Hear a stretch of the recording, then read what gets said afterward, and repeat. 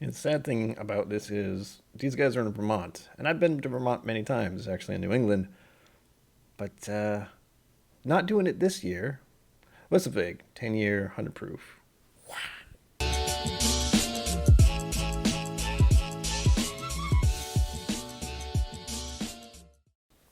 Welcome back to KIllco. We are doing what we've been doing for the past 5 days. Yeah, we're on day 6 of the KIllco Whiskey Advent Calendar, which is just me picking out a bunch of random samples that I was donated, which is the awesome part because I get to try all this new stuff.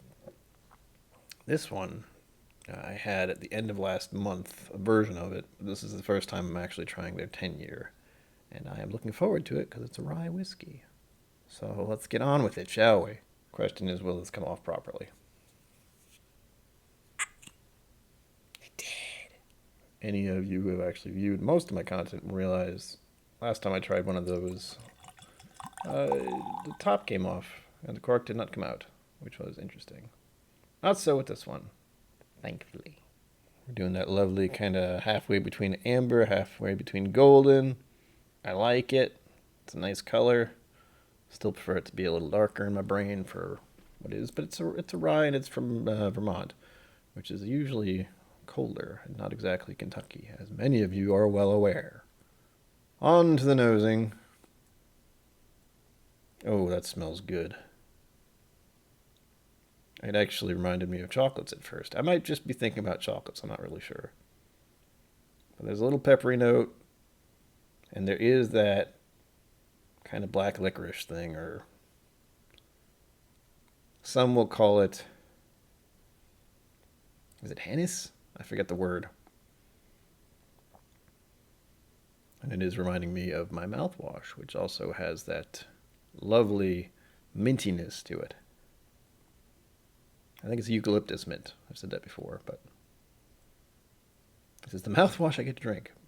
It's also very sweet. It actually is reminding me of, I think it's reminding me of frosting, which is strange. Possibly vanilla frosting.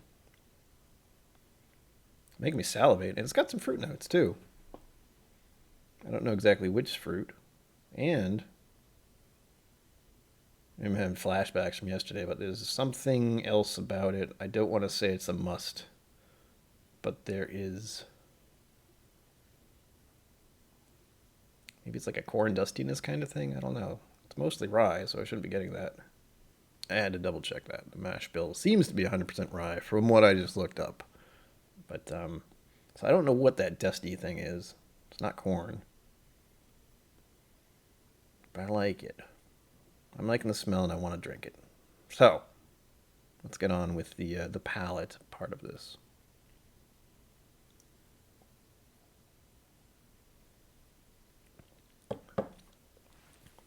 Ooh. That's reminding me of a candy cane, oddly enough. Right away. Huh. Lovely. Yeah, you can tell it's 100 proof. But I like it a lot. A little peppery, a little bit minty, strangely enough. It's not overpowering.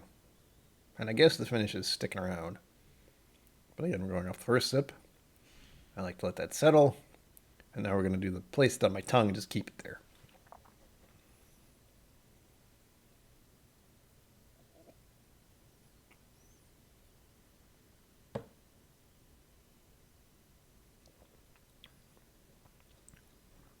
Ooh. Get the black licorice notes that time. And a little bit of cinnamon. And a little bit of the baking spices. Which ones I'm not sure. But it's much spicier when you do that. Oh, I like that. That is bracing. I don't know what it is about rye. And actually, this is one of the few times where I'm actually thinking of rye bread, which hasn't happened. Maybe it's because it's 100% rye. That would do it, I would imagine, but normally it's very rare that I think of actually the bread of anything like this. But this is good. That means they're doing the right thing there. I don't know if I'm actually getting a bready note, but it's definitely a feeling of a rye bread, which is cool. One of the cool things is knowing this is actually a fairly new distillery. I think it was purchased in 2007. It's a farm for that one thing. I thought that was neat.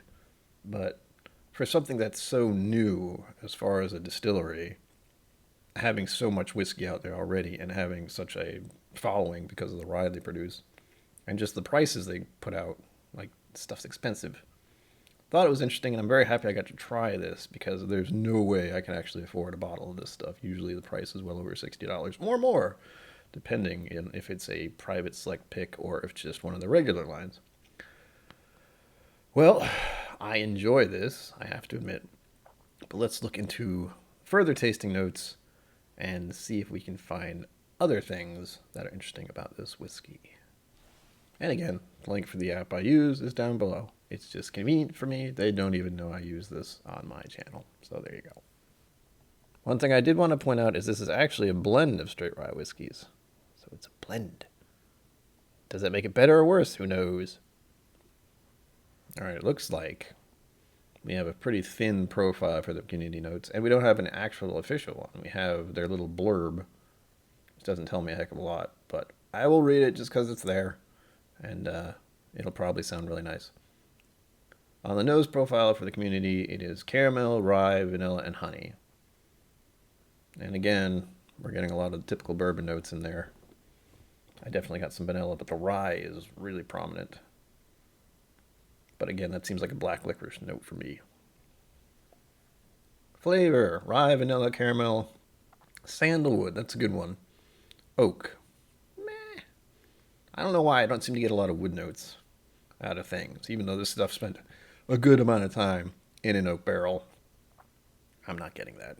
Sandalwood on the taste, maybe a little bit, but really I'm wondering why I got that thought of candy cane. Maybe it's just the time of year. Maybe it's something about the mint or the black licorice note I get, but whatever. Finish profile. Pepper, spicy, rye, and mint. Hey, there we go. There was a weird mint note in here, and it's not just my imagination. Or at least other people seem to think there is, which is, that's why it's a community profile thing. Average price paid for this seems to be $72. And as I mentioned, well out of my price range. Very good. Well out of my price range, though. Now, for the official overview, which is just a blurb, there's no actual tasting notes or anything. The origin is Vermont. ABV is 50%. Type straight rye. Aged 10 years. WhistlePig Farm is a distillery in Shoreham, Vermont, run by David Pickard, who served as master distiller at Maker's Mark for more than a decade. See, I didn't know that. Initially aged in Canada before years of further aging at WhistlePig Farm in Vermont. There's a bunch of stuff I didn't know there. I should probably read those more often because that's actually the most information my videos have ever had, in all likelihood. But this is really good. I don't know if I'd recommend this for a beginner because it's high proof and kind of bracing as far as if you're trying to get someone into bourbons, or maybe you're just trying to get them interested in ryes. As far as the smell and taste of it, I like it. But, again, the cost is off-putting. Someday, maybe. Till next time, or until tomorrow, as I should say, live long and prosper. Don't forget to be awesome, and sláinte. Thank you for joining me on KIllco. Please remember to like and subscribe, and I'll see you next time.